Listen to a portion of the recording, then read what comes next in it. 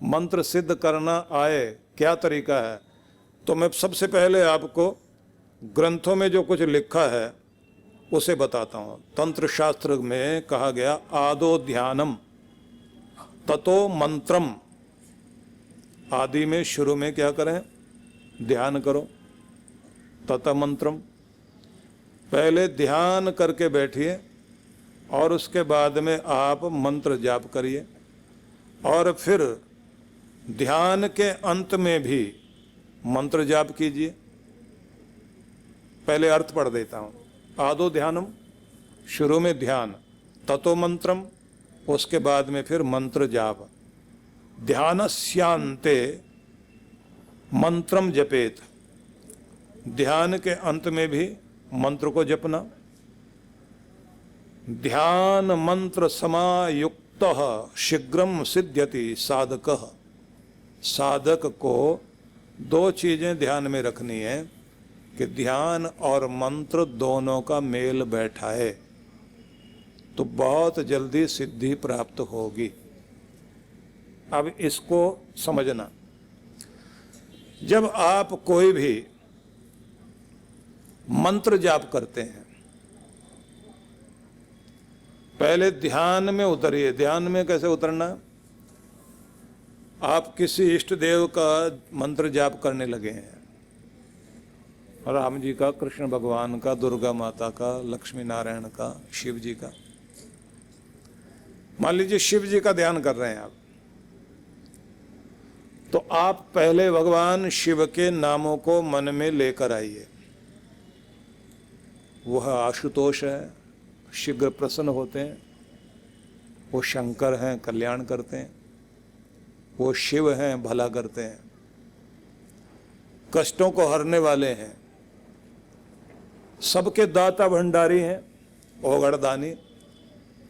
मैं उस प्यारे प्रभु का ध्यान करता हूँ, मैं उनकी उन कृपाओं को याद करता हूँ कि दाता हैं, लगातार देते जाते हैं, कल्याण करते हैं, क्योंकि वो हमारे हिस्से की पीड़ा भी पी लेते हैं, और उनके द्वारा हमारा सदा कल्याण ही होता है, भला ही होता है। ऐसा भला करने वाला ही मेरे परमात्मा का स्वरूप है। मैं अपने शिव को स्मरण करता हूँ कि हे कल्याणकारी, हे सुखदाता, हे मंगल करने वाले प्रभु, हे दुखों से छुटकारा देने वाले, सबके भंडारे भरपूर करने वाले प्रभु, मैं तुम्हारी शरण में हूँ और तुम्हारी कृपाओं को अपने अंदर आता हुआ अनुभव करता हूँ। तुम्हारी कृपाएं ही सूरज की रोशनी के द्वारा धरती पर आती हैं, तुम्हारी कृपाएं ही बादलों के द्वारा बरसती हैं। हवाओं में जीवन देने वाली शक्ति आपकी कृपा ही तो है। इस पृथ्वी से उगते हुए अन्न जो हमें जीवन देता है, वह आपकी कृपा है। सब रूपों में आप ही आप हो, चारों ओर शिव शिव शिव शिव, तुम्हारा ही स्वरूप है। मैं तुम्हारे स्वरूप का ध्यान करता हूँ, तुम्हारे प्रकाश को अपने अंदर कृपा के रूप में आता हुआ अनुभव करता हूँ, और मैं अपने आप को तुम्हारी कृपा किरण के साथ संबंधित होते हुए तुम में अपने चेतना को विलीन करता हूँ। ऐसे बोलते बोलते अपने मन को शांत होने देना कि प्रभु की कृपा की किरण हमारे माथे को छू रही है और हमारे अंदर की कालिमा दूर हो रही है। हम शांत सहज स्थिर होते जा रहे हैं। ऐसी स्थिति में अपने आप को स्थिर होते देखना, अनुभव करना। शांत शांत शांत, स्थिर स्थिर स्थिर, शांत शांत, और प्रभु में होकर विलीन होते हुए अपने स्वरूप को देखिए कि जैसे आप भगवान में लीन हो रहे हैं। जितनी देर स्थिर होकर बैठ सकते हैं बैठना। जैसे ही ध्यान हटे, फिर से ध्यान में जाने के लिए मंत्र का सहारा लेना। ओम नमः शिवाय, ओम नमः शिवाय, ओम नमः शिवाय, ओम नमः शिवाय, ओम नमः शिवाय, ओम नमः शिवाय। जाप करते करते फिर ध्यान में और जब जाप करते करते आप भगवान के रंग में रंग जाएं तो फिर से खो जाइए कि आपका ध्यान भगवान में टिक जाए। तो मंत्र से ध्यान में, ध्यान से मंत्र में, कहते हैं ऐसे अपने आप को साधना चाहिए। ध्यान मंत्र समायुक्त शीघ्रम सिद्ध्यति साधक। साधक सिद्ध अवस्था में पहुंच जाता है जब मंत्र और ध्यान दोनों का मेल हो जाए। थोड़ा और बारीकी में जाते हैं और श्लोक के माध्यम से समझने की चेष्टा करते हैं। मननात् त्रायते यस्मात् तस्मात् मंत्रः प्रकीर्तितः जपात् सिद्धिर जपात् सिद्धिर जपात् सिद्धिर न संशय। मनन करने से, चिंतन करने से, विश्लेषण करने से जो मंत्र हमारी रक्षा करने की शक्ति पैदा करता है, जितना मनन करेंगे, चिंतन करेंगे, तभी वो रक्षा करने की शक्ति पैदा करता है। इसलिए मंत्र को मंत्र कहते हैं। मनन करने के कारण ही त्राण करता है, रक्षा करता है। मंत्र को समझ लीजिए, वो खुलता ही तभी है जब उसका अर्थ चिंतन करें, मनन करें, और सिद्धि तब देता है जपात सिद्धिर जपात सिद्धिर जपात सिद्धिर न संशय। जब उसका लगातार जाप करते जाएं करते जाएं करते जाएं तो सिद्ध होगा। मतलब क्या हुआ? भाव ये हुआ कि मंत्र जो है वो मनन करने से प्रकट होगा और जपने से सिद्ध होगा। अब मंत्र का मनन कैसे करें तो ये भी समझ लीजिए। मंत्र का मनन करना है इस तरह, जैसे आपने कोई एक मंत्र बोला, छोटे छोटे मंत्र आप लोग बोलते हैं। अभी जैसे आपने शिव जी का बोला तो ऐसे राम जी का ओम राम रामाय नमो नमः, ओम राम रामाय नमो नमः, ओम राम रामाय नमो नमः, या ओम नमो भगवते वासुदेवाय, ओम नमो भगवते वासुदेवाय। तो मैं इस जाप को करने से पहले उस मंत्र का अर्थ समझूं कि नमन करता हूं उस देव को जो वासुदेव है। इन प्राणों को शक्ति देने वाले, धन देने वाले, बसाने वाले, जो हमें बसाते हैं, आबाद करते हैं, समृद्धि देते हैं, प्राण शक्ति देते हैं, जो ऐश्वर्य प्रदान करें, ऐसे प्रभु को, ऐसे भगवान को मैं नमन करता हूँ।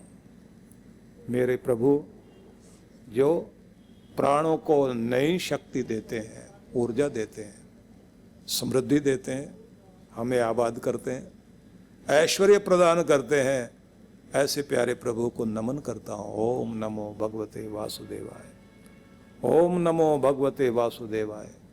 हे प्रभु, आपके इस स्वरूप को मैं नमन करता हूँ।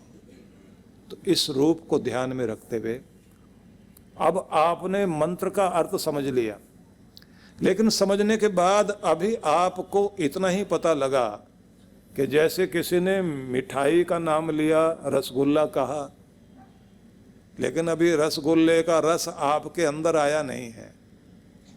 जब तक आप रसगुल्ले के उस पूरे रूप को न समझें कि किसका बनाया हुआ और कहाँ का कौन सा रसगुल्ला कितना आनंदित करेगा, वो कितना ठंडा होना चाहिए, कितना रसदार होना चाहिए, जब आपके अंदर वो भाव आ जाए और जीभ जो है आपको मजबूर करने लग जाए कि एक तो खा ही लें आज, तो इसका मतलब थोड़े से भावपूर्ण हो गए, थोड़े रसमय हो गए। ऐसे ही भगवान के नाम को बोलते हुए ध्यान में रख लेना। भगवान के नाम को बोलते बोलते आपको ये याद आ जाना चाहिए, जो समृद्धि देने वाला, ऐश्वर्य देने वाला, कल्याण करने वाला मेरा ईश्वर है। ये प्राणों को भी ऊर्जा देता है।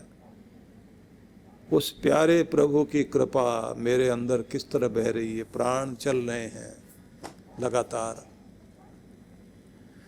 हम तो अगर हमारे जिम्मे याद हो कि हमें कहा जाए भाई इतने सांस तुमने लेने हैं रोज, तो हमारे जिम्मे छोड़ा जाता, हम तो भूल ही जाते,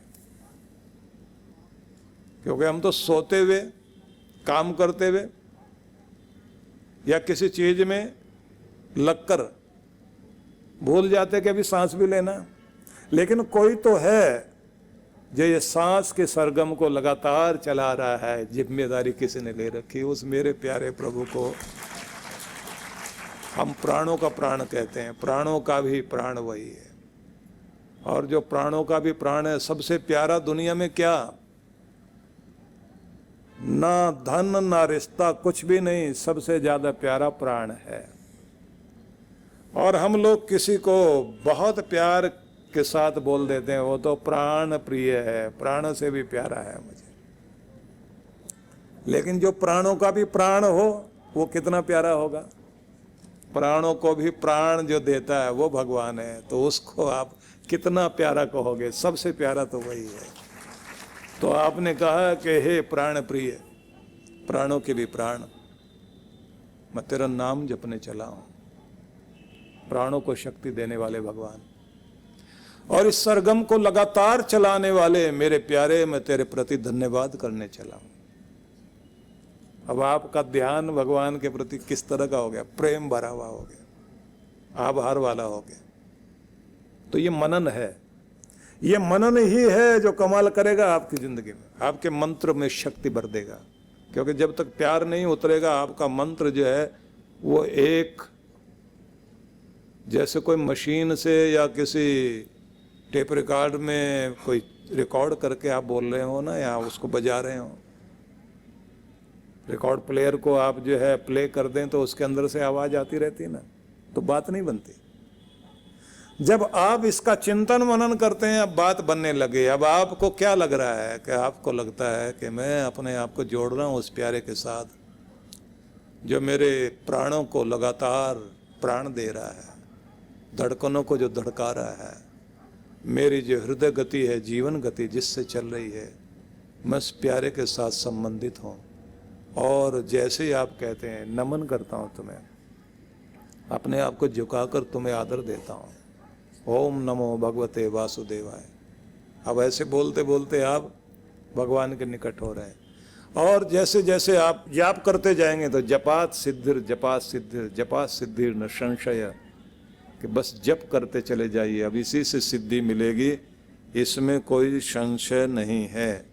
लेकिन अब आगे बताया गया है कि जप की दौलत को, इस संपदा को बनाए रखने के कुछ कारण हैं, कुछ तरीके हैं, वो अपनाओ तो ये कमा लो।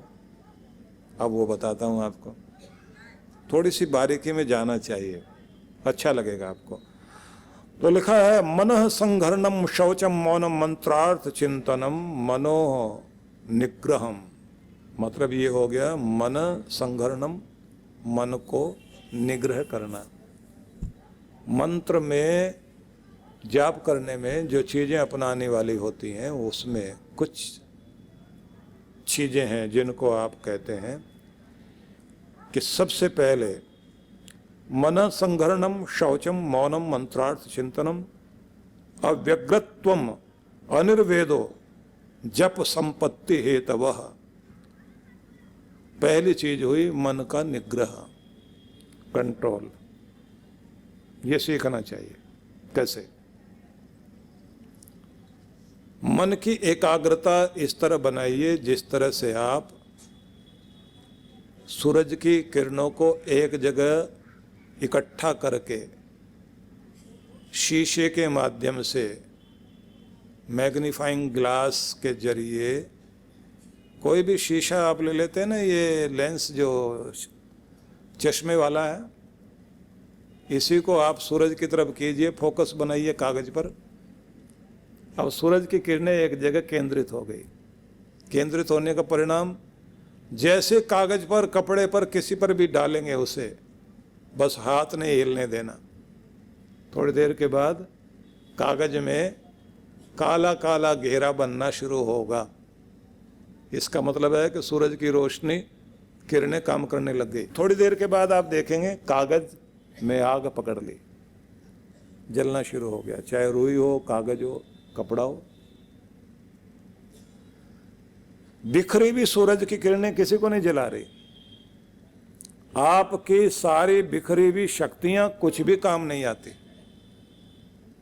जोड़ के देखिए आप, छोटे छोटे रेशे होते हैं ना, जिनसे रस्सी बनाई जाती है, उन रेशों से कुछ नहीं होता।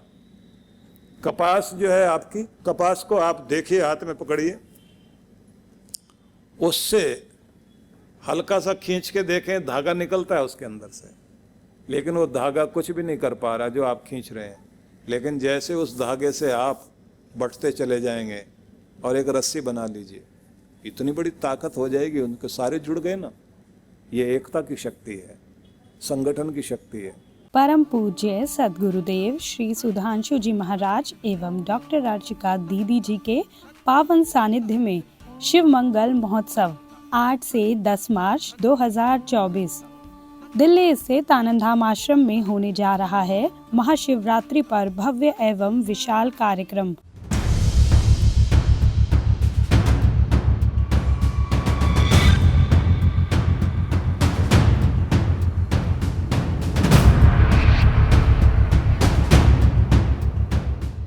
जिसमें भगवान शिव की विशेष कृपा प्राप्त करने के लिए होगा शिव ध्यान, घूम रहा है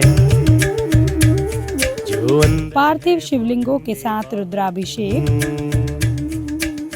महारुद्र यज्ञ एवं महाआरती। आप सभी इस कार्यक्रम में सादर आमंत्रित हैं। पंजीकरण एवं अधिक जानकारी के लिए संपर्क करें। सद्गुरु श्री सुधांशु जी महाराज द्वारा मानव सेवा को समर्पित संस्था विश्व जागृति मिशन वर्ष 1991 से धर्म, समाज एवं मानवता की सेवा में संलग्न है। यह संस्था 90 मंडलों, सेवा केंद्रों के माध्यम से न केवल भारत अपितु देश के बाहर अनेक देशों में सेवा के कार्य कर रही है। संस्था की स्थापना से लेकर अब तक विगत 30 वर्षों में जहां लोगों को सन्मार्ग पर प्रेरित करने के उद्देश्य से गुरुवर ने 7000 से अधिक प्रवचन दिए हैं, वहीं देश के राज्य की राजधानियों व प्रमुख नगरों में लगभग 40 आश्रम, 25 मंदिर, सत्संग भवन व ध्यान साधना केंद्रों का निर्माण हुआ है। दिल्ली में करुणा सिंधु धर्मार्थ अस्पताल एवं फरीदाबाद के आरोग्य धाम अस्पताल में लाखों जरूरतमंद रोगियों का उपचार व ऑपरेशन किया गया है। अनाथ गरीब बच्चों के लिए सूरत में अनाथाश्रम, दिल्ली एवं कानपुर में गुरुकुल, फरीदाबाद में ज्ञानदीप विद्यालय, मुरादाबाद में सृजन प्राइमरी स्कूल, झारखंड के रुक्का खूंटी गांव में आदिवासी बच्चों के लिए 2 पब्लिक स्कूल समेत दिल्ली में उपदेशक महाविद्यालय भी बनाया गया है। इन शैक्षणिक संस्थाओं में लगभग 2500 बच्चों को शिक्षित व संस्कारित किया जाता है। दिल्ली के आनंदधाम आश्रम में जहां वृद्धाश्रम एवं वानप्रस्थ संचालित हैं, वहीं आश्रम की कामधेनु गौशाला में 125 गौओं की सेवा की जाती है। कामधेनु गौशाला की तरह ही देश के प्रमुख नगरों में 7 अन्य गौशालाएं भी संचालित हैं। साथ ही पूजा पाठ, यज्ञ अनुष्ठान से लोगों में धार्मिक भावना जागृत की जाती है। मानव सेवा को ईश्वर भक्ति मानते हुए सेवा परमो धर्म के भाव से विश्व जागृति मिशन के सेवा कार्य निरंतर जारी हैं।